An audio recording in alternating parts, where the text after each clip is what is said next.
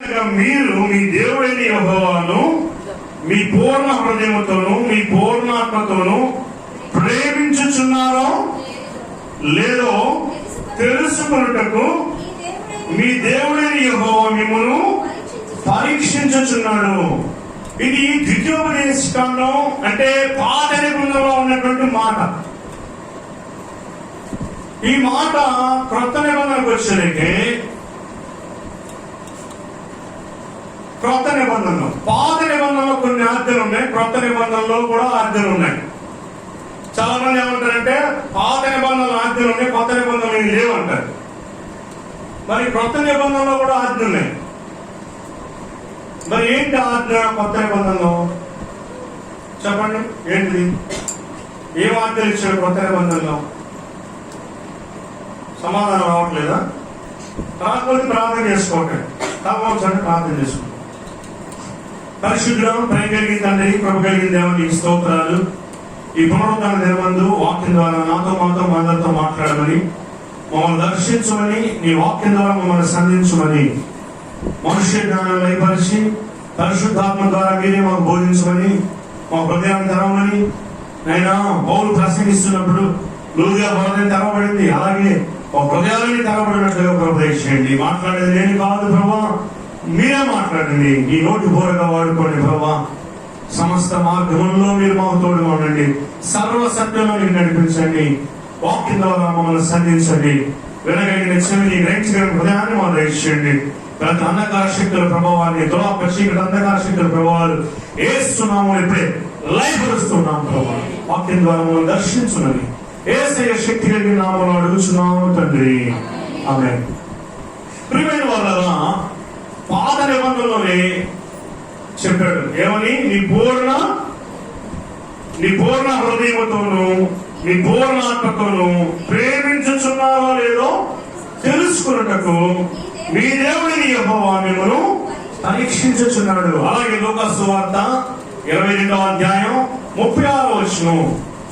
లూకాసు సువార్త 22వ అధ్యాయం 36వ వచనం. 22:36. అందుకు ఆయన ఇప్పుడైతే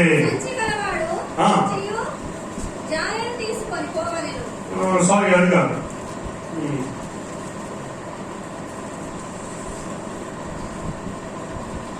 సో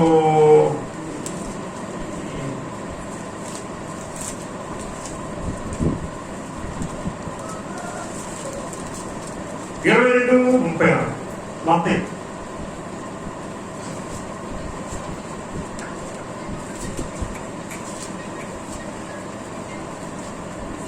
మత్తయి సువార్త 22వ అధ్యాయం 36వ వచనం. బోధకుడా, ధర్మశాస్త్రములో ముఖ్యమైన ఆజ్ఞ ఏదని అడిగారు. అందుకైన నీ పూర్ణ హృదయముతోను నీ పూర్ణాత్మతోను నీ పూర్ణ మనస్సుతోను నీ దేవుడైన ప్రభువును ప్రేమింపవలనది. ఇది ముఖ్యమైనది, మొదటిదైన ఆజ్ఞ. పాత నిబంధనలో చాలా ఆజ్ఞలు ఉన్నాయి, 12 ఆజ్ఞలు. 12 ఆజ్ఞలు కాకుండా ఇంకా సబ్ కమాండ్మెంట్స్ అంటే వాటికి అనుబంధమైనటువంటి ఆజ్ఞలు కొన్ని ఉన్నాయి. అంటే పాత నిబంధనలో చాలా ఆజ్ఞలు ఉన్నాయి, వాటన్నిటి దేవుడు కొట్టివేయాల. చాలా మంది చెప్తారంటే పాత నిబంధనలో ఉన్న ఆజ్ఞలు కొట్టేసాడు అంటారు. కొట్టేయలేదు, వాటిని నెరవేర్చాడు. హల్లెలూయా, వాటిని నెరవేర్చాడు. అంతేకాదు పాత నిబంధనని కొత్తగా రాశాడు, మళ్ళీ నూతనమైన ఆజ్ఞలుగా రాశాడు. అందుకని ఇక్కడ అడుగుతున్నారు ఏమని? ఎవరో అడుగుతుంది 35వ వచనం. వారిలో ఒక ధర్మశాస్త్రోపదేశకుడు అంటే ధర్మశాస్త్రాన్ని ఉపదేశించేవాడు అడుగుతున్నాడు ఏమని? ఆయన శోధించుచు, బోధకుడా, ధర్మశాస్త్రంలో ముఖ్యమైన ఆజ్ఞ ఏదని అడిగారు. అందుకైనా నీ పూర్ణ హృదయముతోను నీ పూర్ణాత్మతోను నీ పూర్ణ మనస్సుతోను నీ దేవుడైన ప్రభువును ప్రేమించాలి. ఏంటంటే ఇది ముఖ్యమైనది, మొదటిదైన ఆజ్ఞ. కొత్త నిబంధనలో 2 ఆజ్ఞలు ఇచ్చాడు. మొట్టమొదటిది నీ దేవుని ప్రేమించాలి. రెండవది తర్వాత చూడండి 38వ వచనం అయిపోయింది. 39వ వచనం, నిన్ను వలె నీ పొరుగు వారిని ప్రేమింపవలెను, రెండవ ఆజ్ఞయు దాని వంటిదే. ఇదేంటంటే ఈ రెండు ఆజ్ఞలు ధర్మశాస్త్రం అంతటికి ప్రవక్తలకును ఆధారమై ఉన్నవని అతనితో చెప్పారు. అంటే ధర్మశాస్త్రములకు అలాగే ప్రవక్తలకు ఆధారం. ఈ వాక్యాలను ఎవరు రాశారు? ప్రవక్తలు రాసింది. ధర్మశాస్త్రం అంతటికి మూలం, ధర్మశాస్త్రానికి మూలం ఏంటంటే ఈ ఆజ్ఞలు. కనుక ప్రియమైన వాళ్ళ కొత్త నిబంధనలో దేవుడు ఇచ్చినటువంటి ఆజ్ఞలు ఏంటంటే ప్రేమించాలా, ప్రభుని ప్రేమించాలి. చూడండి, అలాగే ఇర్మియా గ్రంథం 31వ అధ్యాయం 3వ వచనం. ఇర్మియా పుస్తకం 31వ అధ్యాయం 3వ వచనం చదవండి. చాలా కాలమైన యెహోవా వాక్కు నాకు ప్రత్యక్షమై ఇట్లా నేను శాశ్వతమైన ప్రేమతో నేను నిన్ను ప్రేమించుచున్నాను. హల్లెలూయా. ఎలా ప్రేమిస్తున్నాడంటే దేవుడు? శాశ్వతమైన ప్రేమ. ఈ లోకంలో ఉన్న ప్రేమలు శాశ్వతమైనవి కావు, తాత్కాలికమైనవి. ఏదో ఒక రోజు నా ప్రేమలు నశించిపోతాయి. కానీ దేవుడి ప్రేమ లాంటిది, శాశ్వతమైన ప్రేమతో నేను నిన్ను ప్రేమించుచున్నాను.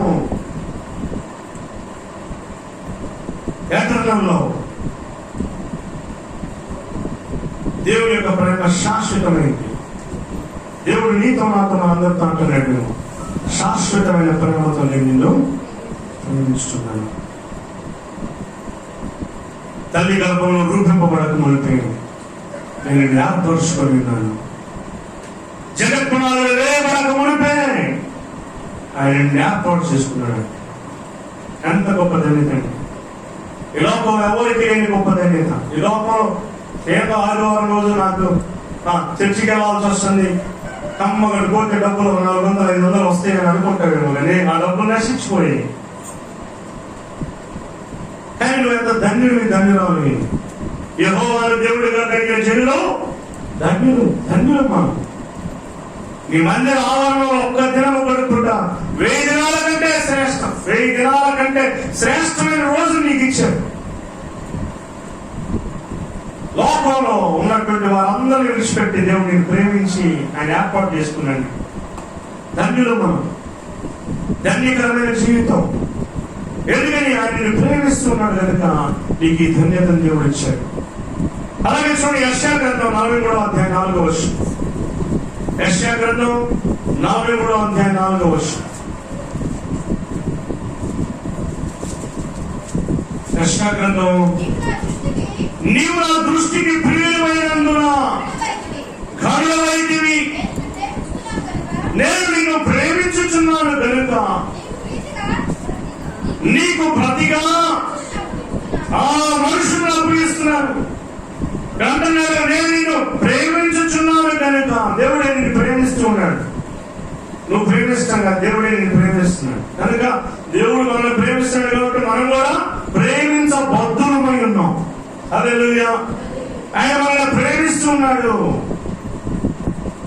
కీర్తన గ్రంథం 116వ అధ్యాయం 1వ వచనం. కీర్తన 116:1. 116వ అధ్యాయం 1వ వచనం.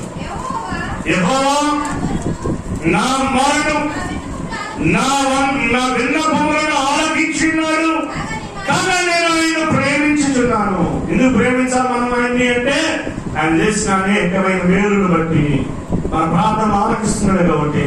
ప్రతి సమయంలో శోధనందరూ ఇరుకునందరూ ఇబ్బందులందరూ ఆయన తోడుగా ఉండి మనల్ని నడిపించుతున్నాడు కనుక మనం ఆయన్ని ప్రేమించాలి. హల్లెలూయా. ప్రేమించబద్ధులమై ఉన్నాము కనుక మనం ప్రేమించాలి. మరి దేవుని ప్రేమిస్తే మనం ఏమేమి ప్రేమించాలి అనేటువంటి విషయాల్ని, ఒక 7 ప్రాముఖ్యమైన విషయాల్ని మనం ధ్యానిద్దాం. చూడండి, దేవుని యొక్క వాక్యంలో కీర్తన గ్రంథం 69వ అధ్యాయం 36వ వచనం. కీర్తన గ్రంథం 69వ అధ్యాయం 36వ వచనం. దేవుని యొక్క నామాన్ని మనం ప్రేమించాలి. చదవండి, ఆయన చదువు. ఆయన సేవకుల సంతానము దానిని స్వతంత్రించుకొనును. ఆయన నామమును ప్రేమించువారు అందులో నివసించెదరు. హల్లెలూయా. నా సేవకుని సంతానం అంటే ఎవరు? సేవకుని సంతానం అంటే అందులో ఉంటారంటే ఎవరు?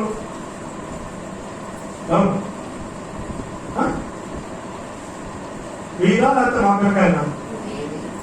ఎలాగా? సంతానమేనా? అందుకని దేవుని వాక్యం చెప్తుంది ఏమంటే, నేను కైనా నా కుమారుడైన తిమోతి అంటే ప్రసవ వేదన పడి అన్నాడు. నా కుమారుడు తిమోతి అన్నాడు. తిమోతి ఎప్పుడు అన్నాడు? అసలు పౌలు పెళ్ళే కాకపోతే, పౌలు పెళ్ళే కాదు, మరి కుమారుడైన తిమోతి అంటాడు. కుమారుడు ఎట్టొచ్చాడు పెళ్లి కాకుండా? అంటే ఆత్మలో అన్నాడు అన్నమాట. వేదన పడి అన్నాడు, ప్రార్థనలో వాక్యం ద్వారా అన్నాడు. అందుకని సంఘంలో ఉన్న రక్షింపబడిన దేవుని బిడ్డ అందరూ కాదు, సువార్త విని ఆ సువార్త ద్వారా నమ్మినటువంటి బిడ్డలు సేవకుని పిల్లలు అన్నమాట, సంతానం. అదవుతుందా? ఆత్మలో కన్నటువంటి వారు అన్నమాట, వాక్యం ద్వారా కన్నటువంటి వారు, ప్రార్థనలో కన్నటువంటి వారు. సేవకుని యొక్క సంతానము దానిని స్వతంత్రించుకున్నాడు. దేన్ని? అక్కడ పైన కింద రాయబడి ఉంటుంది సియోను అనేటువంటి మాట. చదువు. దేవుడు సియోనును రక్షించును. అంటే అక్కడ గురించి దాని గురించి చెప్పే సందర్భంలో చెప్తున్నాడు. సియోన్ అంటే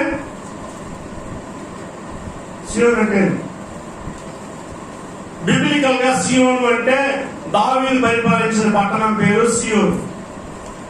మరి బాగుపడతారుగా, సియోనులో నిన్ను చూడాలని ఆశగా ఉన్నాను నా యేసయ్యా, సియోనులో నిన్ను చూడాలని ఆశతో ఉన్నాను నా యేసయ్యా. మరి సియోను అంటే ఏంది? సియోను చూడాలంటే, సియోను అంటే యెరూషలేము. ఇప్పుడు వస్తే యెరూషలేము కదా, సియోను చూడాలి ప్రభా, అది కాదు.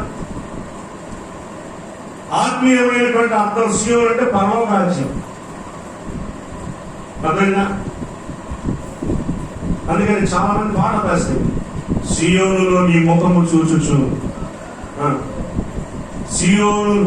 సియోనులో నీతో ఉండుటాకై సియోను రాజువై నన్నేలు, సియోనులో నీతో ఉండుటాకై సియోను రాజువై నన్నేలు, సియోనులో నీ ముఖము చూచుచు, సియోనులో నీ ముఖము చూచుచు ప్రతినిత్యము నిన్ను ప్రేమించును, ప్రతి క్షణము నిన్ను ప్రేమించును, నీ రాక కోసమే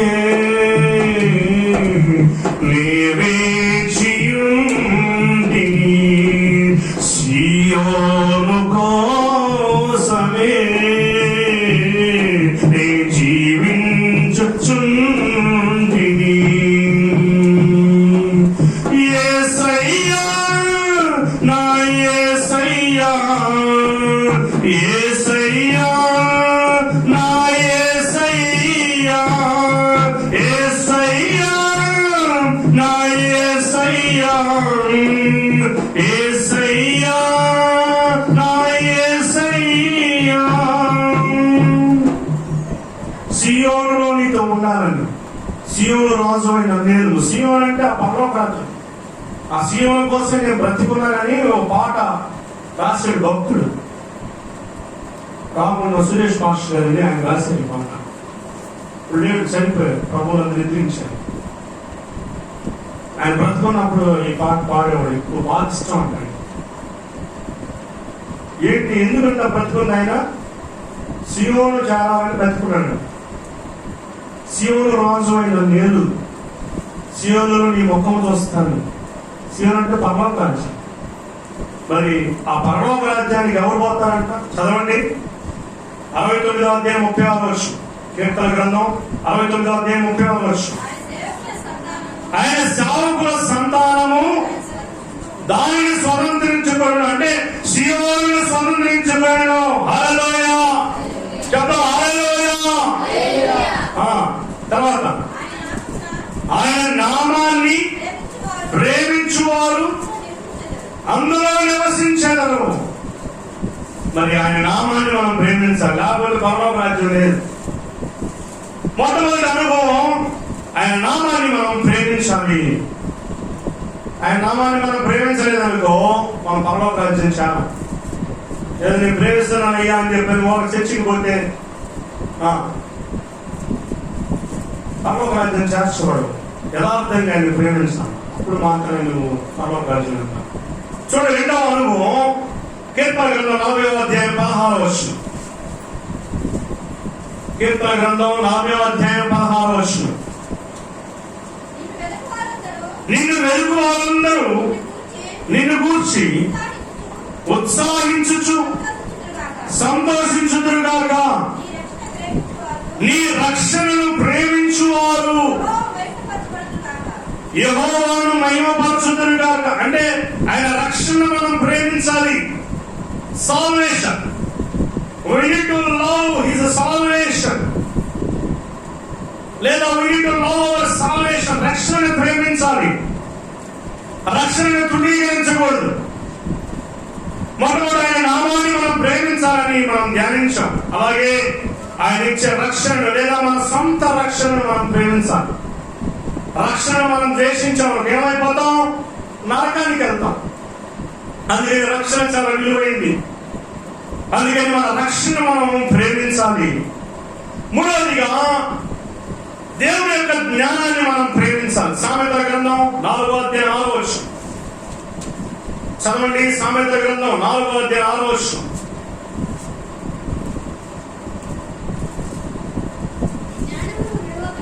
జ్ఞానమును విలువక ఉండిన ఎడల అది నేను కాపాడును. జ్ఞానాన్ని విలువక దాన్ని ప్రేమించిన ఎడల అది రక్షించును. ఏంటి జ్ఞానము? వాక్యం చెప్తుంది, బుద్ధి జ్ఞాన సర్వ సంపదలు ఆయనే గుప్తమై ఉన్నవి, క్రీస్తు ఆ జ్ఞానమై ఉన్నాడు అని వాక్యం చెప్తుంది. అయితే మనం జ్ఞానాన్ని వ్యతిరేకించామంటే, ఎవరిని వ్యతిరేకించినట్లు? యేసుక్రీస్తుని మనం వ్యతిరేకించినట్లు లెక్క. అర్థమవుతుంది నేను చెప్పండి. మరి జ్ఞానం మనకి ఎలా వస్తుంది? వాక్యం ద్వారా మనకి జ్ఞానం లభిస్తుంది. వాక్యాన్ని మనం సరిగా వినక వాక్యాన్ని నిర్లక్ష్యం చేస్తే మనము ఆ జ్ఞానాన్ని మనం నిర్లక్ష్యం చేసినట్టు, అప్పుడు మనం నరకానికి వెళ్తాం. కనుక మనం ఏం ప్రేమించాలి? జ్ఞానమును ప్రేమించాలి. హల్లెలూయా. జ్ఞానాన్ని మనం ప్రేమించాలి. జ్ఞానాన్ని మనం అడగాలి దేవుడిని. మీలో ఎవరికైనా జ్ఞానము కొదువుగా ఉండేవాడు వాడు దేవుడిని అడగవాలి. యాకోబు రాసిన 3వ అధ్యాయం ఉండేది. మీలో ఎవరికైనా జ్ఞానం కొదువుగా ఉండేలా వాడు దేవుడిని అడగవాలి, విశ్వాసంతో అడగాలి. ఆయన ఎవరిని గద్దింపక ధారాళముగా జ్ఞానాన్ని ఇస్తాడు. ఎందుకు ఈ జ్ఞానం వల్ల ఇల్లు కట్టబడును, వివేచన వల్ల దాని గదులు స్థిరపరచబడును, తెలివి చేత దాని గదులు రమ్యమైన రత్నాలతో పొగడబడును అని వాక్యం. ఇంకంతే కాదు, జ్ఞానవంతురాలు తన ఇల్లు కట్టుకొనును. జ్ఞానం కావాలి మనకు. ఏం జ్ఞానం? ఇది లోక సంబంధమైన జ్ఞానం కాదు. అందుకని యాకోబు రాసిన పత్రికలోనే అంటాడు, లోక జ్ఞానము దెయ్యాల జ్ఞానం అంటాడు. ఏం జ్ఞానము? దెయ్యాల జ్ఞానం. లోక జ్ఞానం అందరూ బాగొచ్చు, లోకంలో బాగా జ్ఞానం ఉంటారు, కానీ దేవుళ్ళ జ్ఞానం కొంతమందికి లేదు.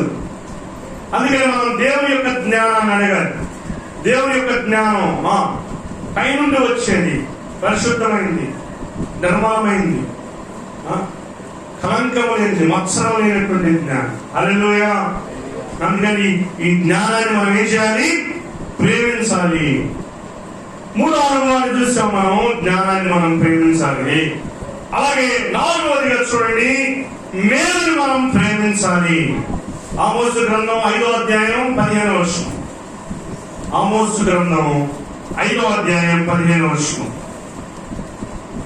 ఆమోసు గ్రంథం 5వ అధ్యాయం 15వ వచనం చదవండి అందరూ. ఆమోసు గ్రంథము 5వ అధ్యాయం 15వ వచనం.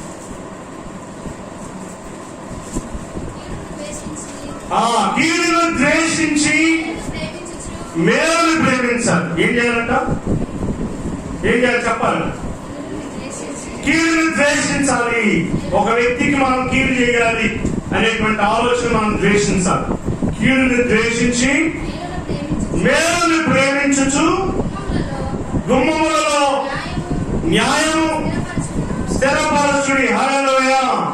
మనం ఏం చేయాలి? మేలుని ప్రేమించాలి. మేలుని ఎదుటి వారికి మేలు చేయడంలో మనం విసుకోకూడదు. మీరు అలయక మేలు చేయడం వాక్యం చెప్తాను. హల్లెలూయా. ఏం చేయాలి? అలయక మేలు చేయడం విసుకోకూడదు. ఇప్పుడు మేలు చేస్తా ఉండాలి. మనం ఏమంటావు? ఒకసారి ఒక వ్యక్తి మన దగ్గరికి వచ్చి మేలు ముందుకు వెళ్ళాడు, మళ్ళీ రెండోసారి కూడా వచ్చారనుకో, అప్పుడు ఏమంటారు? చేస్తారు అనుకో మంచి అయితే. మూడోసారి అంటారు, పొద్దుగు ఇదే పని మాకు పని బాగాలేదనుకున్నాం అంటారు.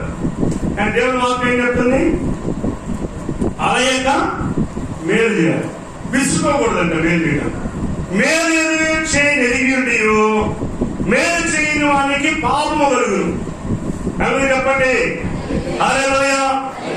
మీరు అలా చెప్తా ఉండండి, ఉత్సాహంగా వాక్యం చెప్తారు. మీరు నిద్ర మొక్కలు వేసుకుని, సర్ది మొక్కలు వేసుకుని నీరసంగా ఉంటే, అప్పుడు వీళ్ళకి ఏదో ఆకలి అవుతున్నట్టుంది, నిద్ర వస్తున్నట్టుంది, త్వరగా ముగించి పంపించేద్దాం అని అనుకుంటాను. మీరు ఉత్సాహం వచ్చినట్టుగా హల్లెలూయా స్తోత్రం అన్నారనుకో, అప్పుడు నాకు అలుపు రాదు. వాక్యం చెప్పే కొన్ని ఊపు వచ్చింది. చెప్పండి హల్లెలూయా. మేలు చేయండి అందులో అలిగకూడదు, తీసుకోకూడదు. ఎన్నిసార్లు వచ్చినా కానీ మేలు చేస్తా ఉన్నారు. ఎందుకు? అప్పుడు ఎలా చేయగలరాగా మేలు విసుకోకుండా మేలును మనం ప్రేమించామనుకో, మేలు చేయటము, అప్పుడు ఆటోమేటిక్ గా మనం మేలు చేయటం అందు అలసిపోకుండా విసుకోకుండా మేలు చేస్తాం. వాక్యం చెప్తుంది, మేలు ఎరిగి ఉండి అంటే మేలు చేయటానికి తెలిసి కూడా మేలు చేయని వానికి పాపము కలుగును. అంటే నువ్వు మేలు చేయలేదు, ఒక పాపం కలిగింది. అర్థమైందా? నీవు సక్రియం చేయని ఎడలా, మేలంటే సక్రియలేక, నీ సక్రియం చేయని ఎడలా వాకిట పాపము పొంచి ఉండును. అంటే మంచి పనులు చేయలేదనుకో, పాపం వాకిట్లోనే పొంచి ఉండిద్దాడు. అందుకని ఎప్పుడు సక్రియం చేస్తా ఉండాలి. నేను మొన్న కూడా చెప్పాను, నువ్వే ఆత్మచేత, దేవుని ఆత్మచేత నువ్వు నింపబడకపోతే దైవం ఆత్మచేత నింపబడతావు. మంచి పనులు చేయట్లేదనుకో, ఆటోమేటిక్ చెడ్డ పనులు చేయడానికి అపవాదిగా లాక్కేస్తాడు. అందుకని మంచి పనులు చేస్తాం, చెడ్డ పనులు నీకు చేయవు. అర్థమైందా? దేవుని ఆత్మచేత నువ్వు నింపబడ్డావు అనుకో, ఇంకా లోకంలో ఉన్న దురాత్మ నీకు పట్టదు. అర్థమైందా? గ్లాస్ ఉందనుకో, గ్లాస్ లో ఫుల్ నీళ్ళు ఉన్నాయి అనుకో, ఇంకా మళ్ళీ నీళ్ళు పోస్తావు, పోస్తావా? పోయిందా? ఎందుకు? ఆల్రెడీ నీళ్ళు ఉన్నాయి కాబట్టి నిండిపోయింది. అలాగే దేవుని ఆత్మచేత నువ్వు నింపబడితే మళ్ళీ ఇంకో దెయ్యాలు పట్టాలి. అక్కడో దేవుని ఆత్మ లేదనుకో, దెయ్యాలు వచ్చినట్టు. మంచి పనులు చేయలేదనుకో, చెడ్డ పనులు చేస్తాం. అర్థమవుతుందా? అందుకని చెడు క్రియలు విడిచిపెట్టి మంచి పనులు చేయడానికి నువ్వు పురుకొల్పుకోవాలి. అలా చేయాలంటే నువ్వేం చేయాలి? మేలుని ప్రేమించాలి. హల్లెలూయా. మేలుని ప్రేమిస్తా ఉండాలి. అందుకనే దేవుని యొక్క వాక్యం కీడు చేయటం అని మేలు చేయండి, మేలు చేయటం ప్రేమించండి అని వాక్యం. అలాగే ఐదవదిగా చూడండి, కనికరమును ప్రేమించండి. ఏంటంట? కనికరాన్ని ప్రేమించాలి. మీకా గ్రంథం 6వ అధ్యాయం 8వ వచనం. మీకా గ్రంథం, మీకా 6వ అధ్యాయం 8వ వచనం. మీరు బైబిల్ బాగా చదువుతా ఉన్నట్టు టప్సులు తీసుకోండి. బా ఏది నన్నేనా పిలిచింది మీరు? చెప్పండి, మనుషుడా, ఒరే మనిషి, ఏది ఉత్తమో చదవండి. నేను అంతా నడిచినది కానీ చదవాలి. మనుష్యుడా, నీకు ఏది ఉత్తమము అంటే, ఉత్తమం అంటే మంచిదని అర్థం. ఏది ఉత్తమమో నీకు తెలియజేస్తున్నా. ఏంటో ఉత్తమమైనది ఏంటో? న్యాయముగా నడుచుకున్నటయు, కనికరాన్ని ప్రేమించుటయు, దీన మనస్సు కలిగి దేవుని ఎదుట ప్రవర్తించుటయు, ఇది కాక ఇంకేం అడుగుతున్నాను మిమ్మల్ని అంటున్నాడు. కొంచెం అర్థమైతే చదవండి. ఇంతే కదా యెహోవా అడుగుతున్నాడు. ఇంకేమడుగుతున్నాడు? మరులు మాణిక్యాలు అడుగుతున్నాడు. దీనికే కష్టం మనకి. అర్థంగా ఏదో భక్తి అంట కష్టం కష్టం కష్టం. కష్టంగా కాదు, ఇష్టపడండి ముందు. నా ఆజ్ఞలు చాలా చెప్పండి, వస్తే కదా చెప్తాను అంటారు. ఒక ఆయన చెప్తాడు, నా ఆజ్ఞలు దేవుడు ఆజ్ఞలు దేవుడు నమ్ముకోవడం అంటే చాలా కష్టం అండి అంటారు. ఏంటంట క్రిస్టియానిటీ భలే ఉండదు కానీ అది ఆచరించడం చాలా కష్టం అంటారు. ఎందుకు కష్టం అంటే దానికి పాపాన్ని ప్రేమిస్తాడంటే అక్కడే కష్టం ఉంటాడు. పాపాన్ని ద్వేషించాడు అనుకో, దేవుని ఆజ్ఞలు ప్రేమించాడు అనుకో, కష్టంగా ఉంటాయా? చాలా సులువుగా ఉంది. హల్లెలూయా. మనకి పాపం మానేయడం కష్టంగా ఉందనుకో, దాని అర్థం ఏంటి? పాపాన్ని ప్రేమిస్తుంటే అది కష్టంగా ఉండదు మానేయాలి. అందుకని మనం దేవుని ఆజ్ఞల్ని మనం ప్రేమించాలి. దేవుని ఆజ్ఞల్ని మనం ప్రేమిస్తే చాలా సులువుగా ఉంటుంది. చెప్పండి, హల్లెలూయా చెప్పండి. ఎప్పుడు దేవుని ఆజ్ఞలు సులువుగా ఉంటాయి చెప్పండి. విన్నాక ఎప్పుడు కరెక్టే చెప్తాను చెప్పండి. నేనేదో ఓటంట వచ్చి చెప్పుకునే అర్థం కాదు. మీ లోపలికి వెళ్ళాలి వాక్యం, అందుకోసం అడుగుతున్నాను. దేవుని ఆజ్ఞలు ఎప్పుడు సులువుగా ఉంటాయి? ప్రశ్న, ఆన్సర్ చెప్పండి. దేవుని ఆజ్ఞల్ని పాటించినప్పుడు, పాటించడమే కష్టంగా ఉంది, మరి నువ్వు పాటించినప్పుడు అంటే దేవుని ఆజ్ఞలు కష్టంగా ఉన్నాయి. నాకు అవి సులువుగా మారాలంటే నేనేం చేయాలి?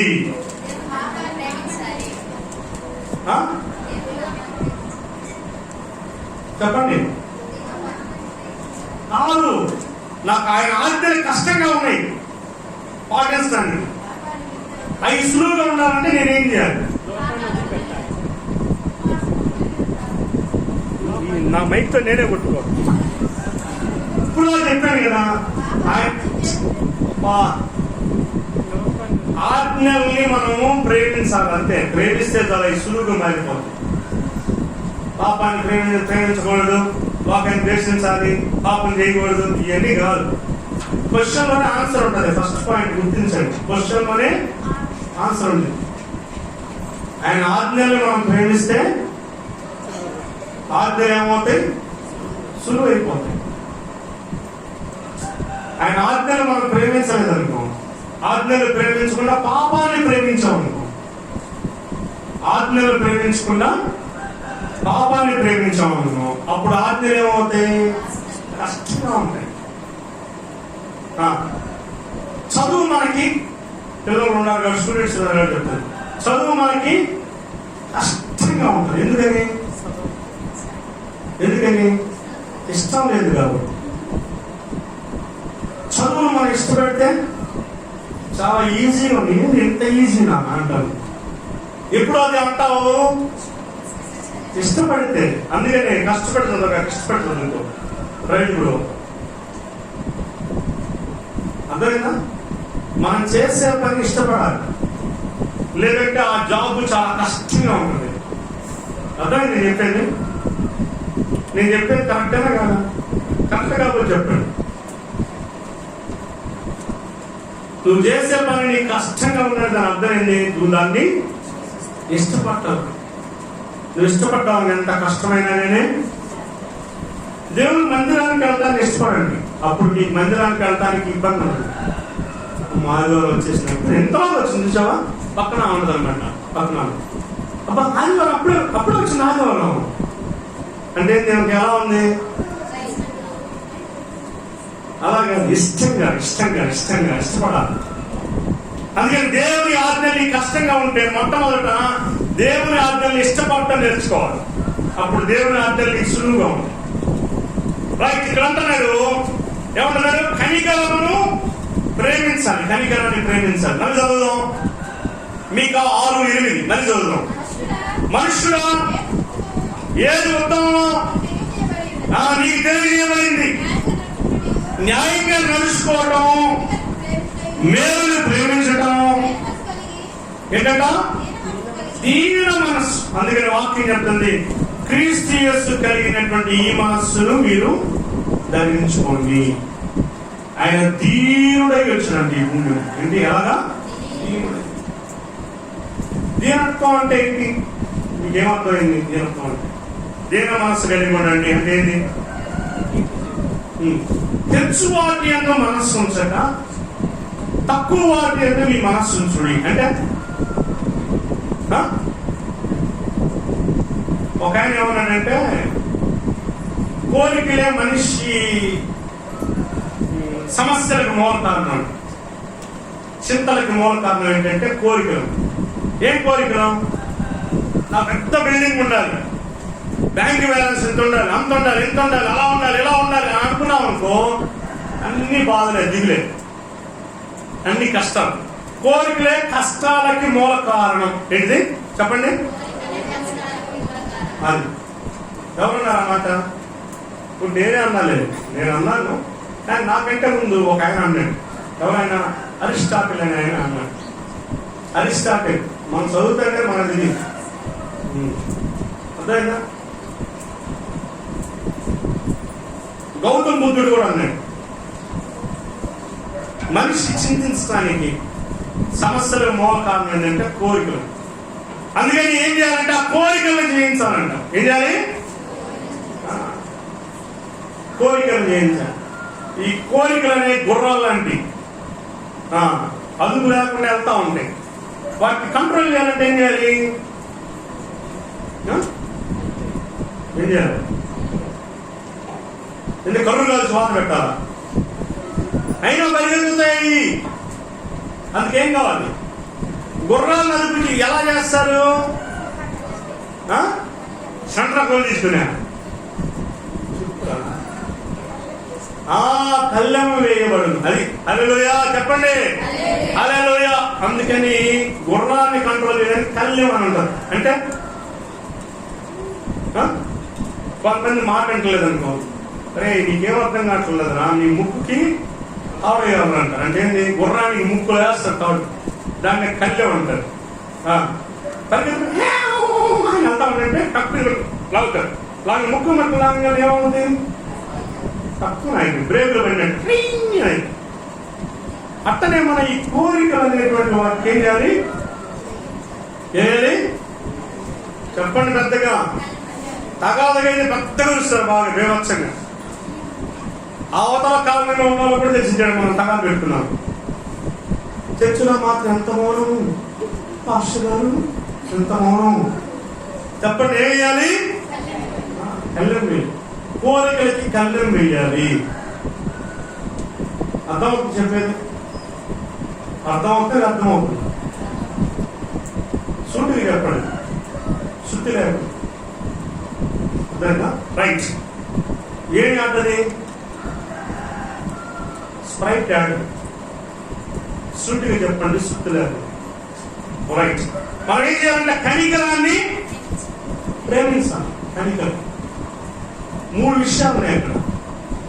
ఏమిటి? న్యాయంగా ప్రవర్తించడము, కనికరాన్ని ప్రేమించడం, దీన మనస్సు కలిగి ఉండటం. దీన మనస్సు అంటే మనం తగ్గించుకోవాలి. హెచ్చు వాటి యందు మనస్సు ఉంచక తక్కువ వాటి యందు మనస్సు ఉంచాలి. నేను సవర్ణ ప్యాలెస్ లో ఉండాలి, సవర్ణ ప్యాలెస్ అన్నావుతో నువ్వు దిగులు పడతావు ఉంటావు. సవర్ణ ప్యాలెస్ ఇప్పుడు కట్టాలా? నువ్వు గుడిసెలో ఉంటానే ఇదే సవర్ణ ప్యాలెస్ అనుకున్నావు అనుకో, అంటే స్వర్ణ ప్యాలెస్ నేను చెప్పాను, ఇదే స్వర్ణ ప్యాలెస్ అనుకున్నావు అనుకో, అది సవర్ణ ప్యాలెస్ లానే ఉంటుంది, ఆనందంగా ఉంటుంది. కోరికలే మనిషి సమస్యలకు మూలకాలు. అందుకని హెచ్చు వాటి యందు మనసు ఉంచక తక్కువ వాటి యందు మనసు ఉంచాలి. హల్లెలూయా. అందుకని మనం దీనత్వం కలిగి ఉండాలి, తగ్గించుకోవాలి మనం అదొకన్నా హెచ్చించుకోకూడదు. అందుకని వాక్యం చెప్తుంది, తను తాను తగ్గించుకునేవాడు హెచ్చింపబడు. కనుక మనము ఎలా ఉండాలంటే దీనత్వం కలిగిన వాళ్ళమై మనం ఉండాలి, కనికరం కలిగిన వాళ్ళమై, అందరి కనికరం చూపాలి, న్యాయంగా ఉండాలి. తర్వాత చదవండి, దీన మనస్సు కలిగి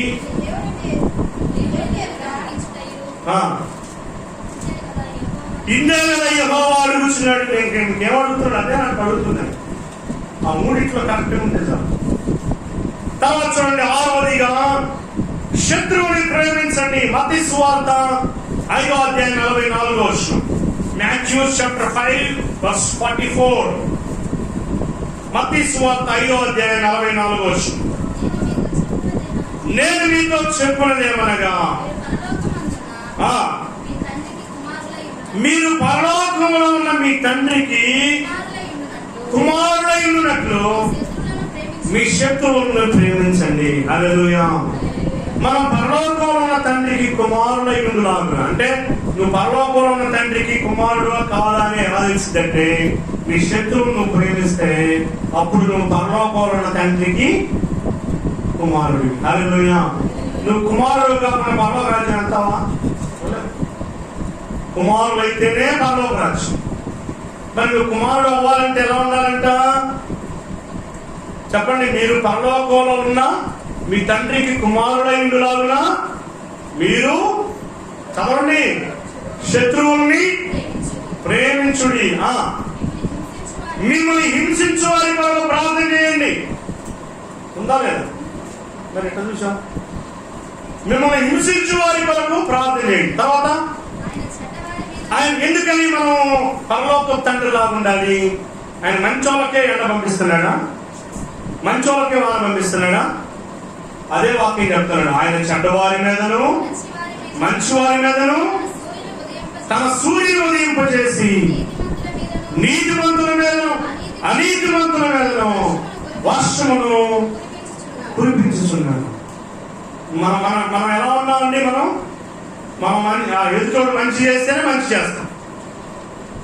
వాడు మనకి చెడు చేస్తే మనం ఏం చేస్తాం? మనం కూడా. ఇది మనుష్య నీతి. ఏంటది? ఏ నీతి? మనుష్యుని యొక్క ధర్మం అది.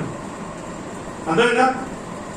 కానీ దేవుని యొక్క ధర్మం ఏంటి? మనం అలా ఉండకూడదు. మన పక్కన వాళ్ళు తగల పెట్టుకుని మనం కొట్టారు, మనం కూడా తగల పెట్టుకుని కొడితే ఇంక వాడికి నీకు తేడా ఏముంది? తేడా ఏం లేదు. మనం పరలోకంలో ఉన్న తండ్రికి కుమారుల ఉండు నాగున మనం ఏం చేయాలి? శత్రువుల్ని ప్రేమించాలి. నిన్ను కుడి చంపగొట్టు వాడికి ఏం చేయాలంట? ఇప్పుడు అని చెప్పారంట, కొట్టు అన్నాం అనుకో, ఏమంటారండి? ఇప్పుడు మన ఒక సిద్ధాంతం తయారు చేశారు.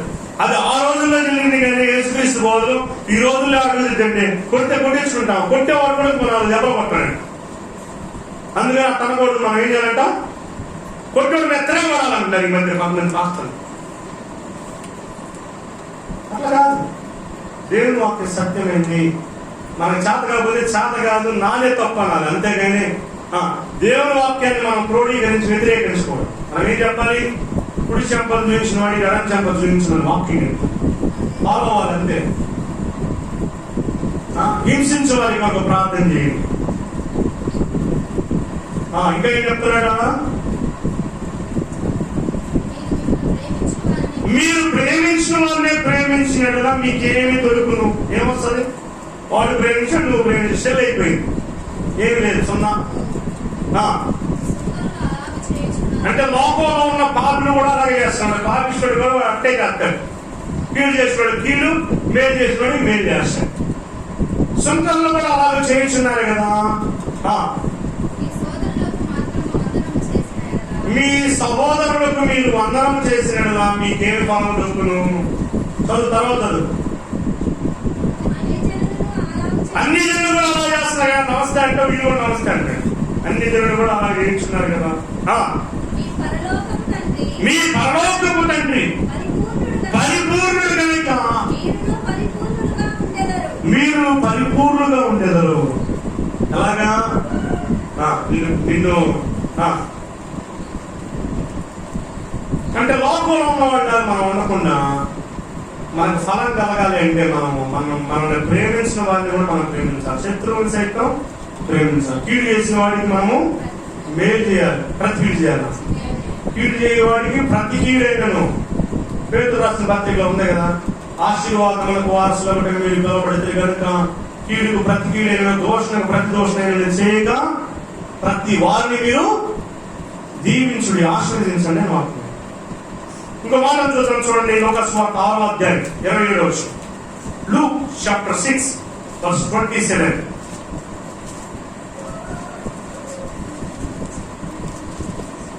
ఇన్సేపు తీశానే వింటున్నారా?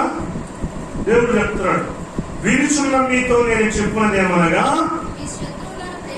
మీ శత్రువులను ప్రేమించుడి, మిమ్మల్ని ద్వేషించు వారికి మేలు చేయుడి. అబ్బా, ఇది చాలా కష్టమే కదా, కానీ ప్రాక్టీస్ చేయాలి. ఎందుకని మీ దేవుడు పరిపూర్ణుడు కనుక మీరును పరిపూర్ణులై ఉండండి. ఈ శరీరం ఏం చెప్తుంది? వాళ్ళని అన్నట్టు అనమాట. అని కళ తీసుకుని నాలుగు కొట్టుకోవాలి మనం, అప్పుడు మన మాట శరీరాన్ని నాలుగు కొట్టుకోవాలంట. వాక్యం చదువు. మిమ్మల్ని దూషించు వారిని లేదా మీకు కీడు చేయవారిని, చదువు ఉండాలి. 27వ వచనం తర్వాత చదవండి. అది కదా, మిమ్మల్ని శపించు వారిని దీవించుడి, మిమ్మల్ని బాధించు వారి కొరకు ప్రార్థన చేయండి, అంతే. అదేవిధంగా అలాగే 32వ వచనం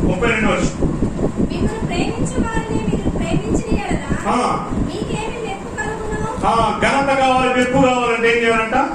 చదువు.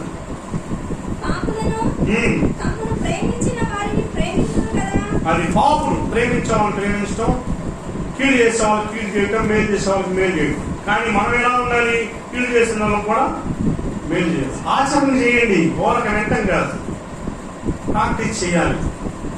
కష్టమే అయినా కానీ ప్రాక్టీస్ చేయాలి. మనల్ని శపించి మనం తిట్టిన వాళ్ళు ఏం చేయాలంటే మనం దీవించాలంట. అయిద్దా కాదు కదా, అవుద్ది. దేవుడు చెప్తే అవ్వకుండా ఎట్టుంటుంది. రైట్. అలాగే 35వ వచనం, మీరైతే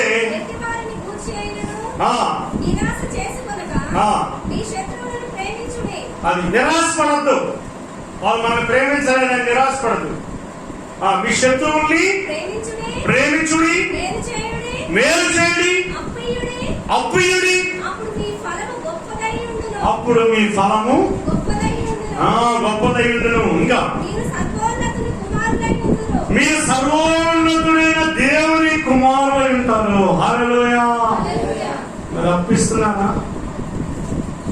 వడ్డీ వ్యాపారమా? అప్పిమంటే చెప్పండి, ఇంకెలా ఇయ్యాలి? నేను ఒక విధంగా ఇచ్చాను, ఎలా తెలుసా? అదే వడ్డీకి ఇస్తున్నారని దేవుడు నమ్ముకోవాలి. వడ్డీకి ఇస్తున్నారని చెప్పి వాళ్ళ చేతి నోట్ రాయించుకుని ఇచ్చేవాడు. తర్వాత దేవుడు నమ్ముకున్న తర్వాత వాళ్ళు నన్ను చూస్తే బంధువుల సందర్భం తిరుగుతున్నాను, డబ్బులు అడుగుతాను. పిలిచి, నేను దేవుడు నమ్ముకున్నారా, నువ్వు డబ్బులే ఇయ్యక్కర్లేదురా పో అని. అవునా అన్నాడు. అవునురా, ఎందుకు చెప్పండి. అప్పుడైంది, నేను క్షమించుకుంటే దేవుడు నన్నంటే క్షమిస్తాడు, అంతే కదా. పరలోక ప్రార్థనలు ఏం ప్రార్థన చేస్తారు?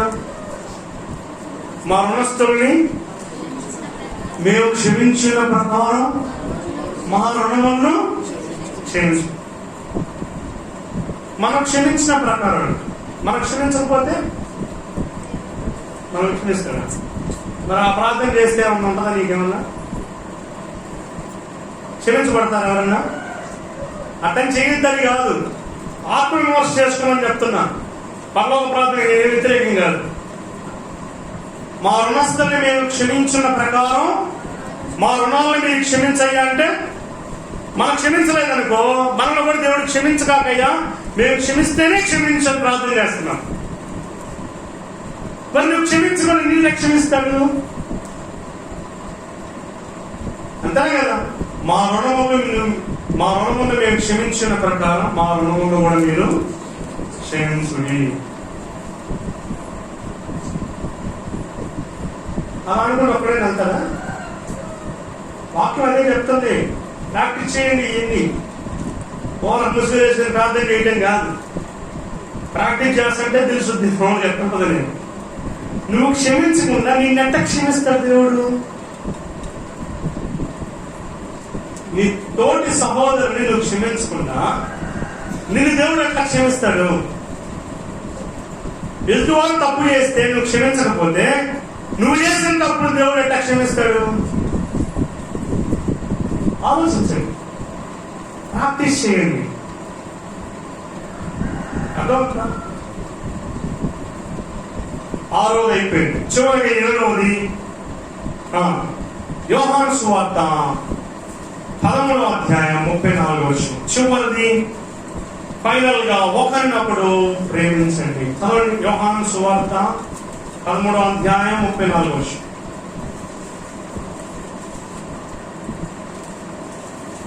యోహాను సువార్త 13వ అధ్యాయం 34. మీరు ఒకరినొకరు ప్రేమింపవలెనని క్రొత్త ఆజ్ఞ ఇచ్చుచున్నాను. ఏంటిది? క్రొత్త ఆజ్ఞ. ఒకరినొకరు ప్రేమించి. ఎదుటోడు శక్తుడైనా సరే దుర్మార్గుడైన మన ఎడల భయంకరమైన కీడు చేసినా కానీ ఏం చేయాలి? మనం క్షమించకో. ఎందుకని మన దేవుడు పరిపూర్ణుడు కనుక మనం కూడా పరిపూర్ణత. మనం క్షమించడం లేదు, దేవుడు క్షమించడం లేదు. అలాగే చూడండి 14వ అధ్యాయం 15వ వచనం. 14వ అధ్యాయం 15వ వచనం. మీరు నన్ను ప్రేమించిన యెడల నా ఆజ్ఞలు గైకొను. మరి నిజంగా ప్రేమిస్తే ఏం చేస్తాం మనం? ఆయన ఆజ్ఞల్ని. ఎంతమంది ప్రేమిస్తున్నారు చెప్పండి? అడుగుతా, ఆజ్ఞలను అడుగుతా. ఆజ్ఞ మొత్తం పెట్టామంటే దొరుకుతారు చెప్తున్నా. ఆజ్ఞలు. మీరు నన్ను ప్రేమించిన నా ఆజ్ఞలు గైకొందురు. గైకొంటున్నారా? 21వ వచనం.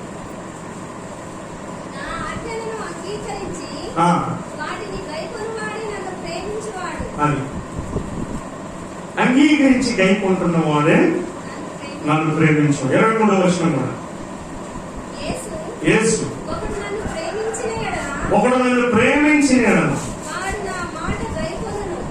వాడు నా మాట గైకొను. 3వసారి నన్ను చదవటము గైకొనను.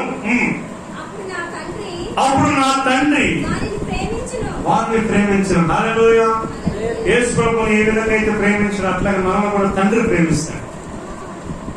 15వ అధ్యాయం 9వ వచనం. తండ్రి నన్ను ఎలాగో ప్రేమించిన నా ప్రేమ ఎంత నిలిచి ఉండాలి? దేవుడు నిలిచి ఉండాలి. ఆయన ప్రేమలో నిలిచి ఉండాలి. పరిపూర్ణతలోకి ఎక్కడం కోసం మనం ఆ విధంగా వెళ్ళాలి. మీరు నా ప్రేమ యందు నిలిచి ఉండండి. వాక్యం చెప్తూ ప్రేమ యందు నిలిచి ఉండాలి. మనం దేవుణ్ణి ఎంత ప్రేమిస్తున్నా ఎలా తెలుస్తుంది చెప్పండి? ఇప్పుడు మనం చూసాం, మనం దేవుణ్ణి ప్రేమిస్తున్నామా లేదా అనేది ఎలా తెలుస్తుంది చెప్పండి? ఏమి అందరూ తెలుస్తుంది? మనం దేవుణ్ణి ప్రేమిస్తున్నాం అనేది ఎలా తెలిసింది? ఏం పప్పు సుద్దలా ఉన్నారంతా? ఉదయమే తినొచ్చారా మటను?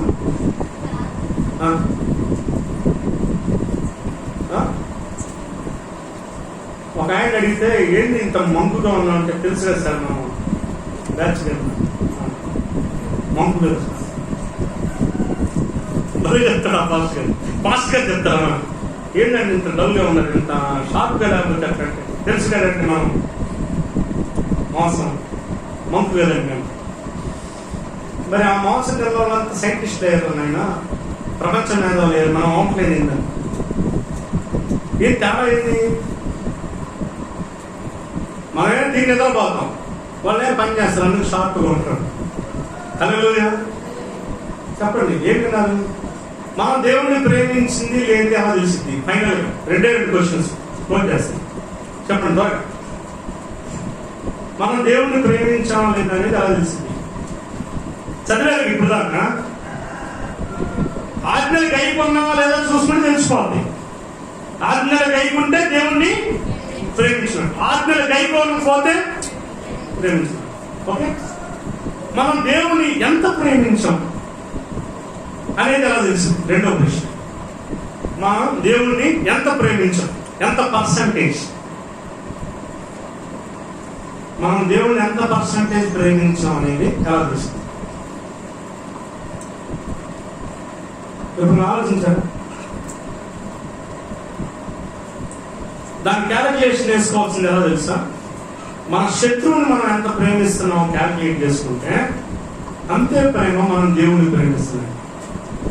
మన శత్రువుని 100కి 100 పాళ్ళు క్షమించలేదనుకో, మనం దేవుణ్ణి అస్సలు 100కి 100 పాళ్ళు ప్రేమించలేదు.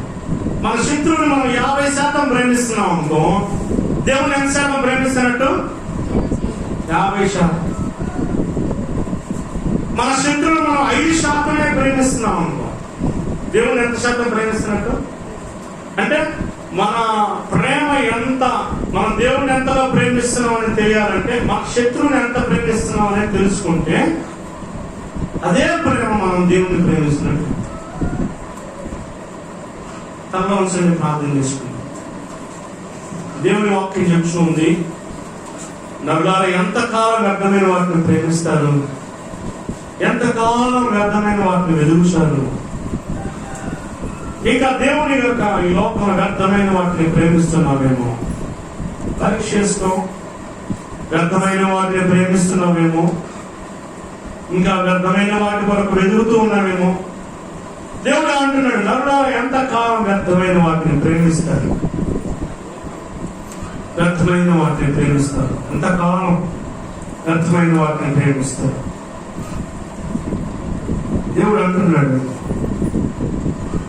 దేవుని వాక్యం చెప్తుంది, ఆయన నామాన్ని మనం ప్రేమించాలి, ఆయన రక్షణను మనం ప్రేమించాలి. మనం దేవుని ప్రేమిస్తే వీటన్నింటినీ మనం ప్రేమిస్తాం. ఆయన నామాన్ని ప్రేమిస్తాం, దేవుని యొక్క పేరుని ప్రేమిస్తాం, ఆయన రక్షణను ప్రేమిస్తాం, ఆయన ఇచ్చే జ్ఞానాన్ని ప్రేమిస్తాం, పేరుని ప్రేమిస్తాం, కనికరాన్ని ప్రేమిస్తాం, శత్రువుని ప్రేమిస్తాం, ఒకరినొకరు ప్రేమిస్తాం. 7 ప్రాముఖ్యమైన విషయాలు. దేవుని నామాన్ని ప్రేమించండి, రక్షణని ప్రేమించండి, జ్ఞానాన్ని ప్రేమించండి, దేవుని ప్రేమించండి, కనికరాన్ని ప్రేమించండి, శత్రువుని ప్రేమించండి, ఒకరినొకరు ప్రేమించండి. దేవుడి ప్రేమాస్వరూపి అయినాడు. మనం ప్రేమలో పరిపూర్ణులు అవ్వాలి. దేవుని యథార్థంగా ప్రేమిస్తున్నావా లేదా లోకంలో వాటిని ప్రేమిస్తున్నావు? నువ్వు ఆయన ప్రేమిస్తే ఆయన ఆజ్ఞలు కైకొంటావు. నువ్వు ఆయన ప్రేమిస్తే శత్రువులు సైతం ప్రేమిస్తావు, మేలుని ప్రేమిస్తావు, కనికరాన్ని ప్రేమిస్తావు, జ్ఞానాన్ని ప్రేమిస్తావు, ఆయన నామాన్ని ప్రేమిస్తావు, రక్షణని ప్రేమిస్తావు. ఎలా ఉన్నావు పరీక్ష చేసుకో. పూర్ణ హృదయంతో, పూర్ణ మనసుతో, పూర్ణ శక్తితో, పూర్ణ ఆత్మతో దేవుడి యెహోవాను ప్రేమించు. ఇది ఆజ్ఞ. 2వ ఆజ్ఞ, నిన్ను వలె నీ పొరుగు వారిని ప్రేమించు. ప్రవక్తల మాటలకు, ధర్మశాస్త్రానికి మూలం ఇదే. గ్రహించు, తీర్మానం చేసుకో. శత్రువుని ప్రేమిస్తూ ఉన్నావా? మంచి వాళ్ళనే ప్రేమిస్తున్నావా? చెడ్డవారిని ప్రేమించట్లేదు, తృణీకరిస్తున్నావు. మంచి వారిని నువ్వు ప్రేమించడం నీకేమి దక్కుతుంది? మీ పరలోకంలో తండ్రి పరిపూర్ణుడు కనుక మీరు పరిపూర్ణుడై ఉంటారు. మీ శత్రువును ప్రేమించండి. పరలోక రాజ్యం ఎంత వెళ్ళవో కూడా దీన్ని బట్టి తెలిసింది. తన శత్రువుని ప్రేమించు వాడిలో దేవుని ప్రేమ ఉన్నది కనుక వాడు మరణంలో నుండి జీవంలోనికి దాటి ఉన్నాడు. శత్రువుని ప్రేమిస్తున్నావా? దేవుని ప్రేమ నీలో ఉంది కాబట్టి మరణంలో నుంచి జీవంలోనికి నువ్వు దాటి ఉన్నావు. నువ్వు శత్రువుని ద్వేషిస్తున్నావా? దేవుని ప్రేమ నీలో లేదు కనుక నువ్వు ఇంకా మరణం నుండి నిలిచి ఉన్నావని 1 యోహాను పత్రికలో రాయబడింది. ప్రేమ ఎందు పరిపూర్ణమైతే మనం పరలోకంలో ప్రవేశిస్తాం. పరీక్షించుకో. దేవుని యొక్క శరీరం మన మధ్యలో ఉన్నది, దాన్ని మనం పాలుపొందులు పొందాలి కనుక ప్రతి మనుషుడు తను తాను పరీక్షించుకోవాలి. ఎలా ఉన్నావు? పరీక్ష చేసుకో. ఒక తీర్మానం చేసుకో. ప్రార్థన చేసుకున్నాం, ఒక తీర్మానం చేసుకున్నాం. ప్రభు, ఇంతవరకు నేను నిన్ను సరిగా ప్రేమించలేదు, ప్రేమలో సంపూర్ణతలోకి ఎదగలేకపోతున్నాను, నన్ను క్షమించగా. శత్రువుని ప్రేమించలేకపోతున్నాడు, నా మీద చెడ్డ మాటలు పలికిన వారి మీద నేను సహించలేకపోతున్నాను, నన్ను శపించు వారిని నేను శపిస్తున్నానయ్యా. నీ వాక్యం చెప్తూ ఉంది, నన్ను శపించు వారిని నేను దీవించాలని. మా మీద వ్యర్థంగా అనవసరమైన మాటలు మాట్లాడి మమ్మల్ని దూషించిన వారిని మేము దూషించద్దు, వారిని దీవించమని చెప్తూ ఉండగా అలాంటి సంపూర్ణతను ఎదగడానికి కృప తెచ్చినాడు. పరిశుద్ధుడు, ప్రేమ కలిగిన తండ్రి, కృప కలిగిన దేవా, ఇంతవరకు మీ వాక్యాన్ని మేము ధ్యానించడానికి మాకు ఇచ్చిన ఈ కృపను బట్టి స్తోత్రాలు. ఎంతమంది అయితే ఈ వాక్యాలు విన్నారు వారి జీవితాల్లో ఆయన ఈ వాక్యము ఆయన నిరంతరంగా ఫలించడానికి కృప తెచ్చారు. మేము విశ్వాస విషయంలో, ప్రేమ విషయంలో, దేవుని కుమారునికి వచ్చిన జ్ఞానం విషయంలో మేము సంపూర్ణతను ఎదగడానికి కృప తెచ్చారు. ఆయన నీ జ్ఞానాన్ని మేము ప్రేమించాలి. ఆయన జ్ఞానం అంటే నీవే కదా ప్రభా. నీ వాక్యాన్ని మేము ప్రేమించి, నీ వాక్యం ఫలించి, ప్రేమలో ఫలించి సంపూర్ణతను ఎదగడానికి కృప తెచ్చేయండి. ఈ ప్రేమ యందు వేరుపారి విస్తరించి అభివృద్ధి చెందడానికి కృప తెచ్చేయండి. యోహానులో ఆయన నీ యొక్క వాక్యం చెప్పుచున్నది, ఇదిగోనైనా నన్ను ప్రేమించువాడు నన్ను నిలిచి ఉంటాడు, నా ఆజ్ఞలు గైకొట్టాడు. తండ్రి ప్రేమ వాళ్ళు నిలిచి ఉండింది, నేను వాళ్ళు నిలిచి ఉంటానని ఈ వాక్యం సెలవిస్తుండగా నేను నిలిచి నేను ఫలించడానికి కృప ఇచ్చారు. మమ్మల్ని అందరినీ చేతులుగా అప్పగిస్తున్నాం. ఈ వాక్యం ప్రతి ఒక్క బిడ్డని దీవించి సంపూర్ణతను ఎదగడానికి కృప ఇచ్చామని యేసయ్య నామములో అడుగుచున్నాము తండ్రి, ఆమేన్. మనందరినీ అలాగే ప్రార్థనలో ఉన్నాము. కొన్ని విషయాన్ని మనం ధ్యానించాము. వాటిని మనసులో పెట్టుకొని మనం ప్రార్థన